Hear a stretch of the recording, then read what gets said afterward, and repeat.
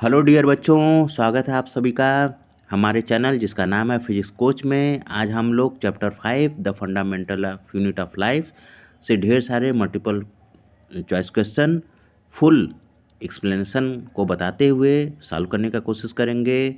तो वीडियो में आगे बढ़ने से पहले आप सभी से रिक्वेस्ट है कि हमारे चैनल पर जो लोग भी नए हैं हमारे चैनल को जरूर से सब्सक्राइब करें और बेल आइकन को दबा दें ताकि हमारे जो वीडियो हैं आपको जल्दी आपके पास सबसे पहले पहुँचे।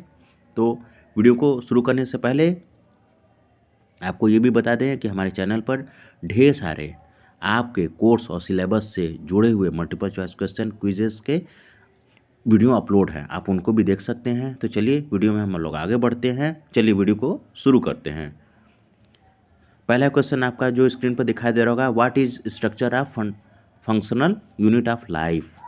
Structure and functional unit of life. तो पहला क्या है, ए सेल, ऑर्गेनिज्म, टिश्यू, ऑर्गन। तो इसमें ऑप्शन ए से हो जाएगा सेल। नेक्स्ट क्वेश्चन आपको स्क्रीन पर दिखाई दे रहा होगा, बड़ा कर देते हैं ताकि आपको साफ साफ दिखाई दे। हु डिस्कवर्ड द सेल, यानी कि सेल को किसने डिस्कवर किया था।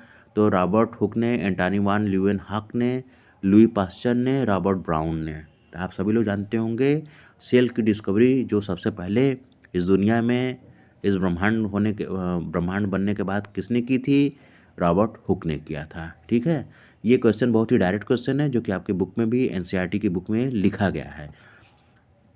आप पूछेंगे कि आप कौन सी बुक फॉलो करते हैं, तो हम एनसीईआरटी की बुक को फॉलो करते हैं, वहीं से हमने सारा ये क्वेश्चनायर बनाया हुआ है।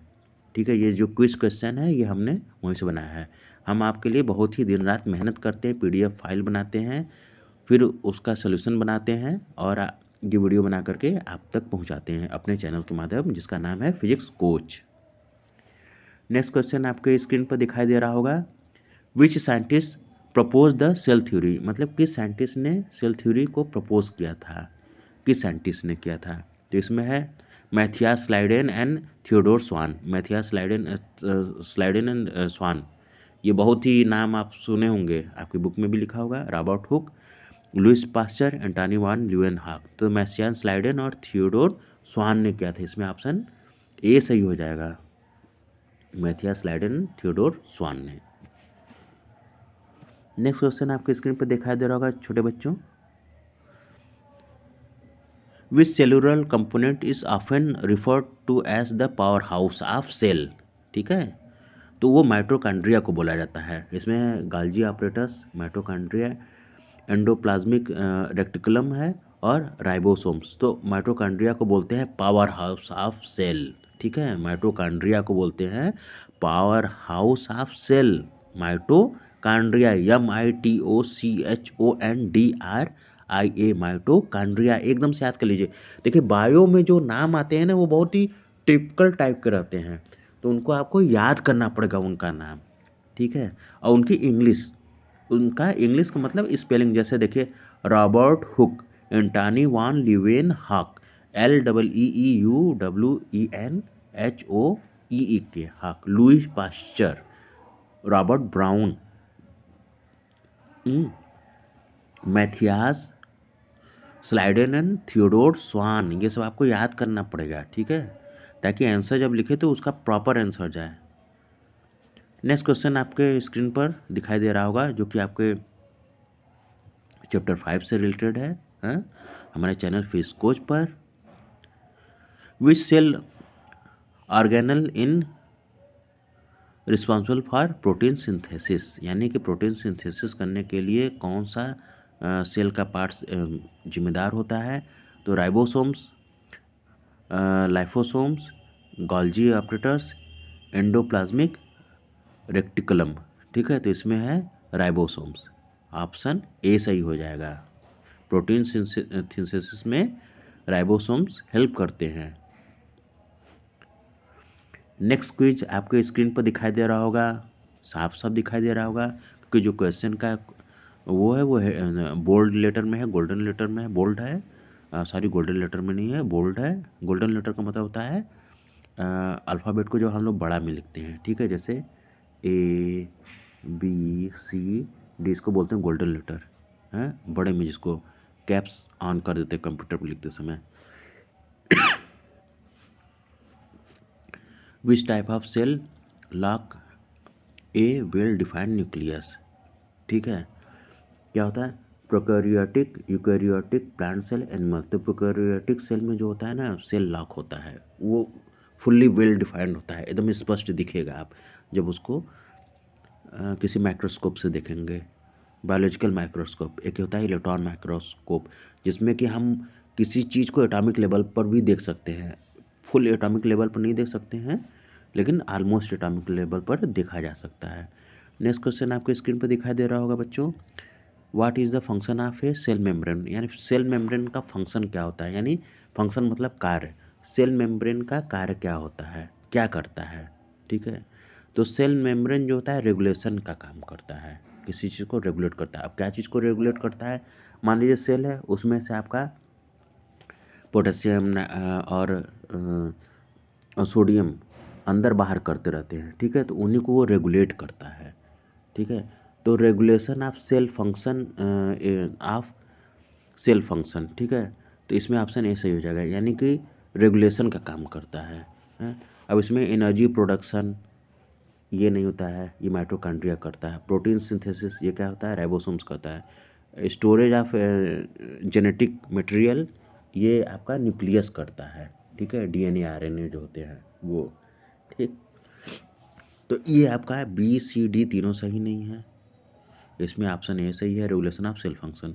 साइंस को आप रटिए मत, उसको समझने का कोशिश कीजिए, तभी आपको मज़ा भी आएगा, आपको चीज़ें समझ में भी आएंगी।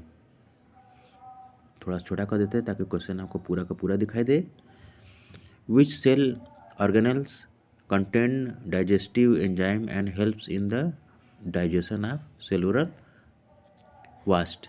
जो सेलुलर वास्ट होता है उसको in help digestion of cellular waste को डाइजेस्ट करता है। क्या होता है, Golgi apparatus, endoplasmic reticulum, mitochondria,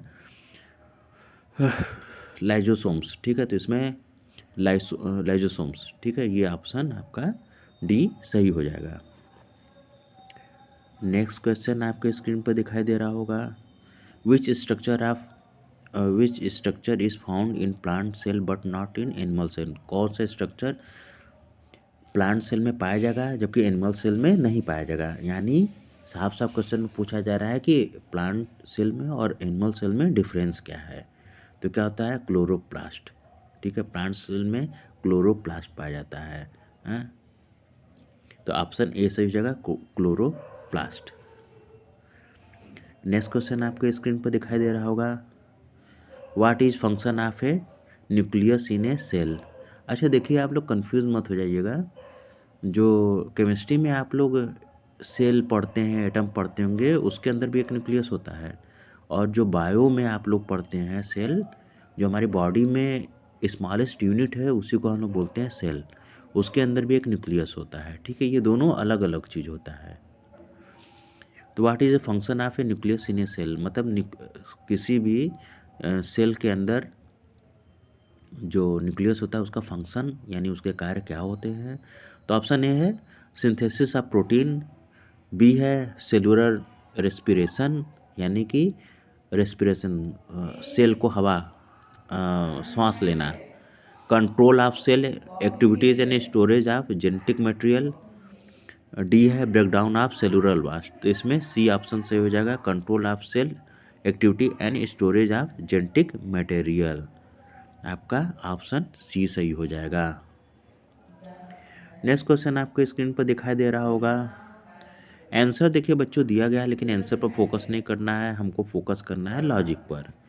जो बुक्स में लिखी, लॉजिक का मतलब जो बुक्स में लिखे हुए फैक्ट्स हैं, उन फैक्ट्स को हमको जानना है। साइंस समझने का मतलब ही होता है फैक्ट्स जानना। What is the function of a cytoplasm in a cell. Cytoplasm का कार्य क्या होता है किसी सेल में। तो ऑप्शन ए है storage of genetic material, site of photosynthesis, C है location of cellular metabolism and organelle supports, D है रेगुलेशन ऑफ सेल फंक्शन। तो इसमें ऑप्शन सी हो जाएगा location of cellular metabolism and organelle support. Option C सही हो जाएगा। Next question हम लोग पढ़ते हैं, इसके लिए थोड़ा सा इसको स्क्रीन को ऐसे कर देते हैं ताकि आपको साफ साफ दिखे। विच organelle is involved in the synthesis of lipids and detoxification of drugs. ठीक है, डिटॉक्स जिसको कि शॉर्ट फॉर्म में बोला जाता है, बहुत ही पॉपुलर वर्ड है। ठीक है, लेकिन ये सेल से रिलेटेड है। जो नॉर्मल लाइफ में या यूट्यूब पर देखते होंगे वो चीज़ अलग है, सेल से डिटॉक्स एक अलग चीज़ है। राइबोसोम्स ऑप्शन ए, बी है एंडोप्लाज्मिक रेक्टिकुलम, सी है गाल्जी ऑपरेटस, डी है न्यूक्लियस। तो इसमें ऑप्शन बी सही हो जाएगा, एंडोप्लास्टिक रेक्टिकुलम। रेटिकुलम या पढ़िए या रेक्टिकुलम पढ़िए। ठीक है, तो इसमें ऑप्शन बी सही हो जाएगा। नेक्स्ट क्वेश्चन आपको स्क्रीन पर दिखाई दे रहा होगा, what role does the vacuole play in plant cell. Vacuole लिखा हुआ है, हम भी इसको नहीं पढ़ पा रहे हैं। The storage of water, nutrient and wastes product. B है प्रोटीन सिंथेसिस, सी है एनर्जी प्रोडक्शन, डी है रेगुलेशन ऑफ सेल फंक्शन। तो इसमें ऑप्शन ए सही जगह है, storage of water, nutrient and wastes product. Next question आपके स्क्रीन पर दिखाई दे रहा होगा, which structure is help in the movement of chromosomes during cell division. Option A हम पढ़ते हैं, क्या है, सेंट्रोसोम्स, गोल्जी ऑपरेटस। तीसरा है न्यूक्लियस, डी ऑप्शन है राइबोसोम्स। तो इसमें ऑप्शन ए सही है, सेंट्रोसोम्स, सेंट्रोसोम्स। ठीक है,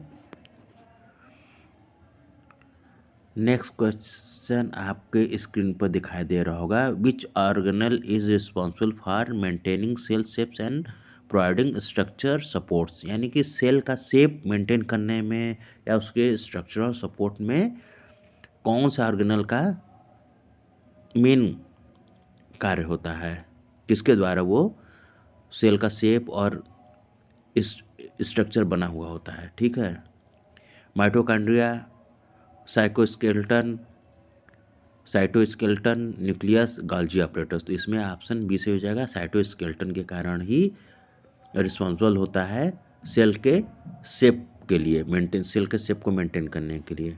ठीक है, नेक्स्ट क्वेश्चन आपके स्क्रीन पर दिखाई दे रहा होगा, what is function of the cell wall in plant cell. Option A है regulation of cell function, B है storage of genetic material, option C है protein and structural support, protection and structural support, D है energy production. तो option C से हो जाएगा, protection and structural supports, protection and structural support. Next question आपके screen पर दिखाई दे रहा होगा, which organelle is responsible for the synthesis and packaging of protein for secretion.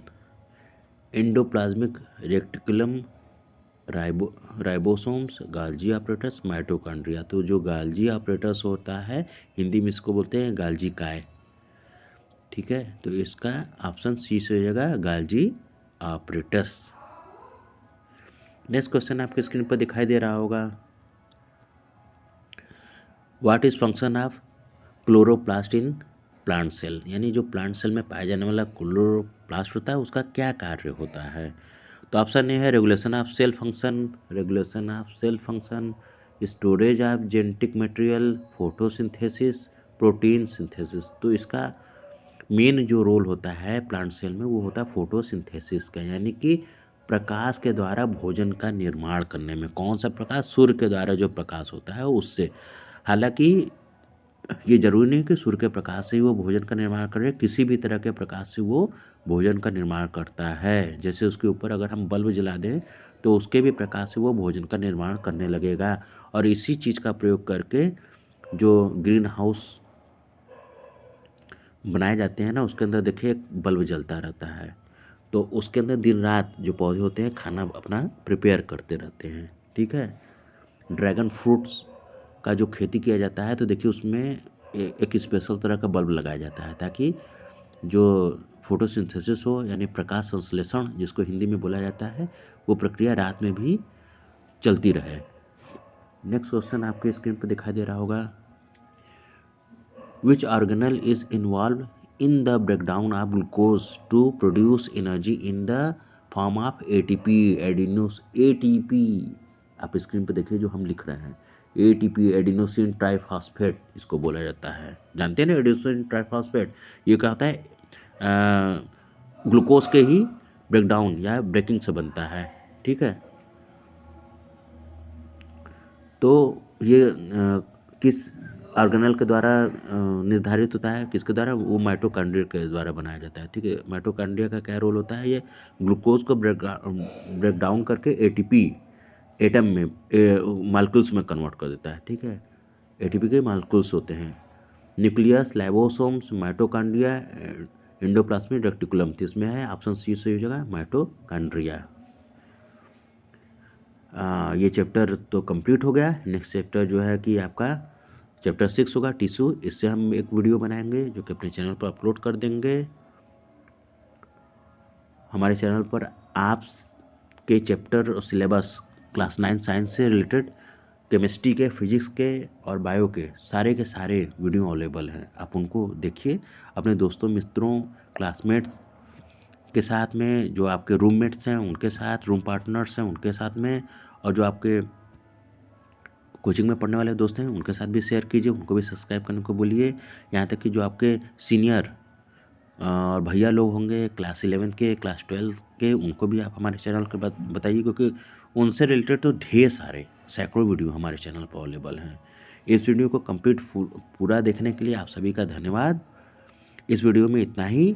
Next video में हम आपके लिए और भी ढेर सारे इन्फॉर्मेटिव मल्टीपल चॉइस क्वेश्चन के प्रश्न फुल एक्सप्लेनेशन के साथ सॉल्व करते हुए आपको बताएंगे। तो जय हिंद दोस्तों, हमारे वीडियो को लास्ट तक देखने के लिए